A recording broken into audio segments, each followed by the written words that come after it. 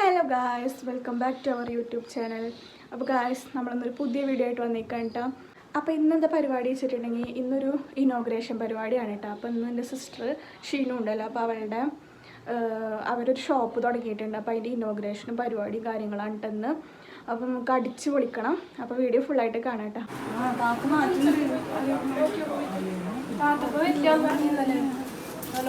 ആൾക്കാർ വരുന്ന സമയമാണ്. അപ്പോൾ ഇതാ എല്ലാവരും പോകാൻ വേണ്ടി റെഡി ആയിട്ട് പുറത്തിറങ്ങി നിൽക്കുന്നുണ്ട് കേട്ടോ. 9 മണിക്കാണ് ഇനോഗ്രേഷൻ. അപ്പോൾ നമ്മളെല്ലാവരും കുറേ പേരുള്ള കാരണം ട്രാവലറിലാണ് കേട്ടോ പോണത്. അപ്പോൾ ഇതാ ട്രാവലറൊക്കെ റെഡിയാക്കി നിർത്തിയിട്ടുണ്ട്.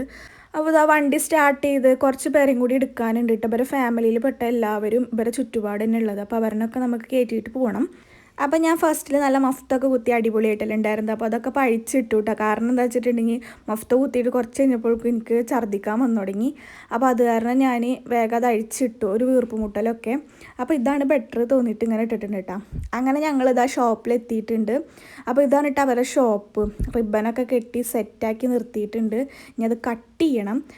അപ്പോൾ ഒരു കുഞ്ഞു ഷോപ്പാണ് കേട്ടോ. ട്രാവൽസിൻ്റെ സ്റ്റിക്കേഴ്സിൻ്റെ ഒക്കെ ഒരു ഷോപ്പാണ് അവർ തുടങ്ങിയിരിക്കുന്നത്. അപ്പോൾ ഇതിൽ പറയാനുള്ളൊരു കാര്യം എന്താ വെച്ചിട്ടുണ്ടെങ്കിൽ ഈ കാണുന്ന ആർട്ട് വർക്ക് ഉണ്ടല്ലോ, അത് ഷെരീഫ് സ്വയം ചെയ്തിട്ടുള്ളതാണ് കേട്ടോ. അപ്പോൾ നല്ല ഒരു കലാകാരനാണ്. അപ്പോൾ ഈ നിൽക്കുന്ന ഉസ്താദിനെ കേട്ടോ ഇനോഗ്രേഷൻ ചെയ്യാൻ അവർ ക്ഷണിച്ചേക്കണത്. അപ്പോൾ ഈ ഉസ്താദിനെ എല്ലാവരും പറയുക തങ്ങൾ ഉസ്താദ് എന്നാണ്. ഇവരെ വീട്ടിൽ എന്ത് ഫംഗ്ഷൻ ഉണ്ടെങ്കിലും എന്ത് പരിപാടി ഉണ്ടെങ്കിലും ഇവർ ഈ ഉസ്താദിനെ തന്നെയാണ് വിളിക്കാറ്. അങ്ങനെ മക്കളെ എല്ലാവരും ഇതവിടെ റെഡിയായി തുടങ്ങിയിട്ടുണ്ട് കേട്ടോ. ഓരോരുത്തരായിട്ട് വന്നു തുടങ്ങിയിട്ടുണ്ട്.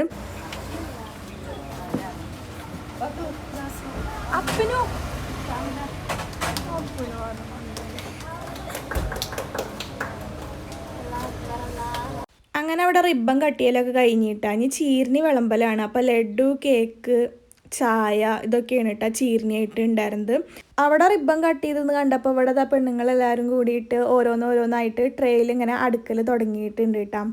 അവർ അടക്കണേൻ്റെ തൊട്ടപ്പുറത്ത് തന്നെ ഞാനും വന്നിരിക്കണുണ്ട് കേട്ടോ, ലഡുവിനും കാത്തിട്ട്. കട്ട വെയിറ്റിംഗ് ആണ് ഗൈസ്. എനിക്കാണ് ഈ ലഡു എന്ന് വെച്ചാൽ ജീവനാട്ടോ.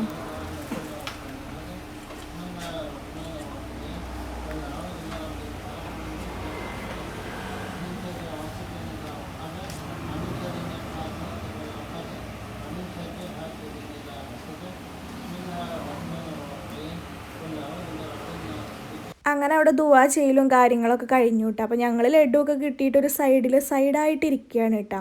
പിന്നെ ഞങ്ങൾ നേരെ പോയത് വീട്ടിലേക്കാണ്. അപ്പോൾ അവിടെ പോയപ്പോൾ അവിടെ ഫുഡും കാര്യങ്ങളൊക്കെ ഉണ്ടായിരുന്നു. അപ്പോൾ നെയ്ച്ചോറ്, ബീഫ്, സാലഡ് ഐറ്റംസൊക്കെ ഉണ്ടായിരുന്നത്.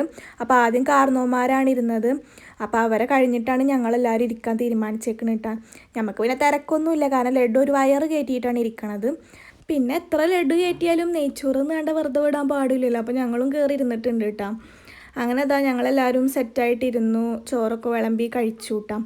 അങ്ങനെ പരിപാടിയൊക്കെ കഴിഞ്ഞപ്പോൾ ഞങ്ങൾ നേരെ വീട്ടിൽ പോകാൻ കേട്ടോ. കാരണം ഞങ്ങൾ ഇന്നലെ വന്നിട്ടുള്ളതാണ്. ഞാൻ ഇന്നലെ ഷോർട്ട് ഇട്ടുണ്ടായിരുന്നു കേട്ടോ. അപ്പോൾ ഇന്നലെ വന്നിട്ടുള്ളതാണ്. അപ്പോൾ ഇന്നലെ ഒരു ദിവസം അവിടെ നിന്നു.